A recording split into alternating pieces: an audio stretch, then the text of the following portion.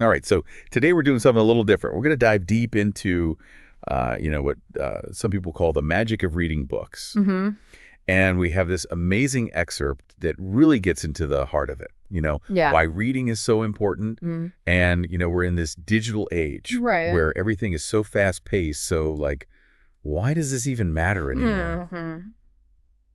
It's true. It's easy to feel like you're drowning in information these days. Yeah. And it's hard to slow down. Right. But that's actually one of the reasons why I think this excerpt is so important. Okay. It kind of reminds us of the power of taking a pause and really immersing yourself in a book. And I think one of the things that really struck me was how it talks about escape. Oh, yeah. That idea that a book can transport you to another world. Absolutely. And it even mentions historical fiction, like you can literally feel like you're stepping back in time. It's like a time machine almost. Yeah. And it's not just about like reading the facts of history. It's about feeling it. It's so true. The sights, the sounds, the smells. And that's something you just don't get in the same way from watching a movie, right? Right. Like in a movie, everything's already laid out for you. Uh-huh. The director, the actors, they've made all the choices. Right. But with a book, you get to be the director. Yeah, you get to like imagine those characters and what they look like and how their voices sound. Exactly. You get to co-create the world with the author. It's really active. It's not passive. Absolutely. Like, Yeah. like you're not just sitting back and absorbing information. You're actively creating it. Right. And that's such a good workout for your brain. And speaking of a workout for your brain, Yeah. this excerpt also talks about how reading can be like having a conversation with an expert. Ooh, I love that. Right. Like if you're reading a nonfiction book, it's like you're sitting down with someone who's devoted their life to studying that topic. Yeah, it's like concentrated knowledge. Exactly. Everything. And beyond just the specific facts, Yeah. you learn the act of reading itself, like wrestling with these complex ideas, deciphering new vocabulary, all of that strengthens your critical thinking skills. It makes you a better thinker. Totally. It helps you to express yourself better. Oh, and this excerpt also goes into the emotional impact. Okay. Like it even compares a good book to a trusted friend. Oh, interesting. Yeah. Yeah, like it can provide comfort and solace during tough times.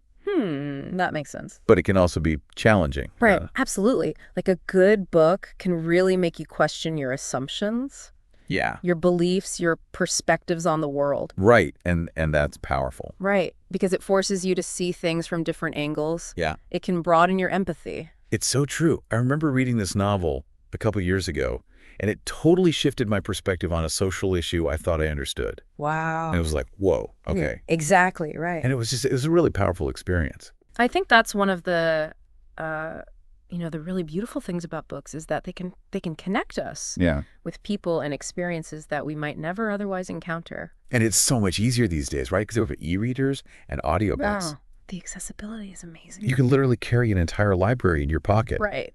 It's crazy. It's like having a portal to knowledge and imagination wherever you go. I love the convenience of it. Yeah. But sometimes I do miss that experience of holding a physical book. Yeah, I hear. Like the feel of the pages, Yeah. that smell. Right. The tactile experience. Yeah. It's different.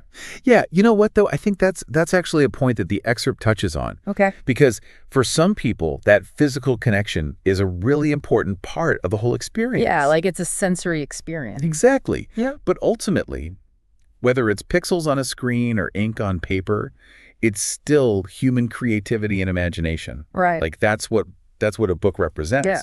That's true.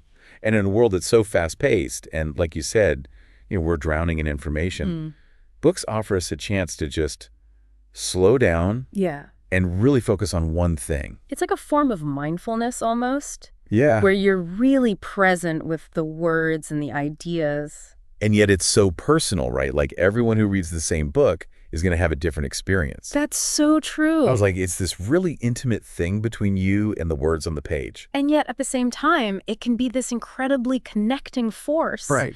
Like when people share a love for the same book, it can spark these amazing conversations. And it doesn't matter like where they're from or what their background is. Exactly. It's like a universal language. It's so cool how something that's so solitary can also be so connecting. Yeah, it really is magical. So, we talked about how books offer escape and knowledge and emotional connection and just this chance to slow down and really engage with something meaningful. Right. And I think that's what makes them so special.